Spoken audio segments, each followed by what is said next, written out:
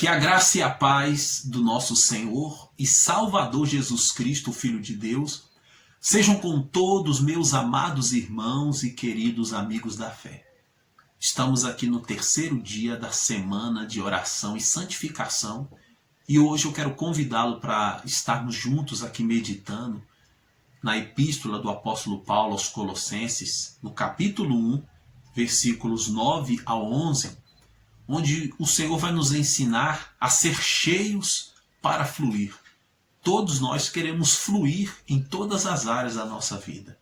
E hoje, através da palavra de Deus, o Espírito Santo nos ensinará o que devemos ser cheios para estar fluindo e para que o nome do nosso Senhor seja engrandecido, para que o nome de Jesus ele venha a ser exaltado nessa terra. Vamos acompanhar aqui? Colossenses capítulo 1, versículo 9 ao 11 está escrito assim: Por esta razão, nós também, desde o dia em que o ouvimos, não cessamos de orar por vós e de pedir que sejais cheios do conhecimento da sua vontade e em toda a sabedoria e inteligência espiritual, para que possais andar dignamente diante do Senhor, agradando-lhe em tudo, frutificando em toda boa obra e crescendo no conhecimento de Deus, fortalecidos em todo o poder, segundo a força da sua glória, e em toda paciência e longanimidade com gozo. Palavra muito abençoada. Vamos lá. O apóstolo Paulo, quando ele escreveu essa carta, ele havia enviado um dos seus cooperadores chamado Epáfras, e Epáfras, ao visitar os irmãos de Colossenses, o versículo 4 fala aqui, o apóstolo Paulo diz assim, ouvimos da vossa fé em Cristo Jesus e do amor que tendes para com todos os santos. Aquela igreja, ela estava num grande crescimento espiritual. Esse crescimento não era apenas numérico, era principalmente com relação à vida espiritual.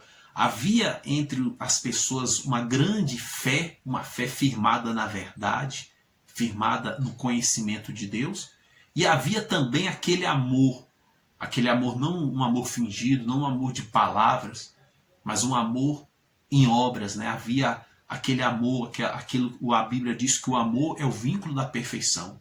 E o apóstolo Paulo aqui no versículo 9 fala: Por esta razão nós também, desde o dia que o ouvimos, não cessamos de orar por vós. Então, a igreja estava ali de Colossenses em crescimento, mas o apóstolo Paulo imediatamente estava o quê? Orando. Isso me faz lembrar o que está escrito em 1 Tessalonicenses, capítulo 5, versículo 17. Orai sem cessar. Não existe crescimento espiritual sem oração.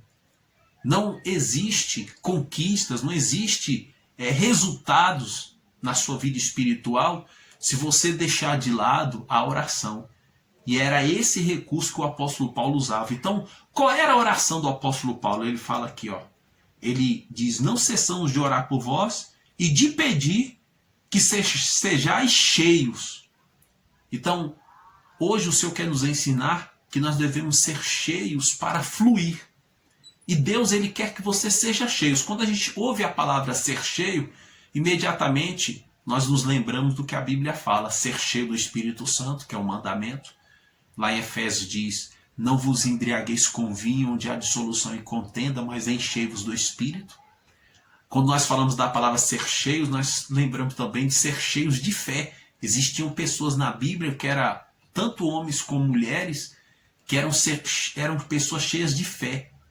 Mas aqui também o apóstolo Paulo ele ora pelos colossenses, ele diz: não cessamos de orar por vós e de pedir que sejais cheios do conhecimento da sua vontade e em toda sabedoria e inteligência espiritual. Além de você ser cheio do Espírito Santo e ser cheio de fé, que são as duas coisas principais, existem três coisas que você também deve orar, que você deve buscar em Deus. Primeiro, ser cheio do conhecimento da vontade de Deus. Todo cristão deve conhecer a vontade de Deus. A Bíblia diz que a vontade de Deus ela é boa, agradável e perfeita. E a Bíblia nos ensina, lá nos Salmos diz: agrada-te do Senhor e Ele realizará os desejos do teu coração. o cristão ele deve buscar na sua jornada, né, na sua caminhada com Deus, ele deve buscar a cada dia entender e conhecer a vontade de Deus, os planos de Deus para a sua vida. É a primeira coisa que você deve buscar depois de ser cheio do Espírito Santo, ser cheio de fé. É você ser cheio do conhecimento da vontade de Deus. A outra coisa é você ser cheio de quê? De sabedoria. Muitas pessoas, infelizmente, muitos cristãos estão muito tempo na jornada com Deus, mas lhes falta exatamente isso aqui, ó, sabedoria. E aqui também fala de inteligência espiritual. Busque essas coisas, meu irmão, para a sua vida, para que você venha fluir. E qual o resultado? Qual é o resultado de você viver uma vida cheia do conhecimento da vontade de Deus, de toda a sabedoria e de toda a inteligência espiritual?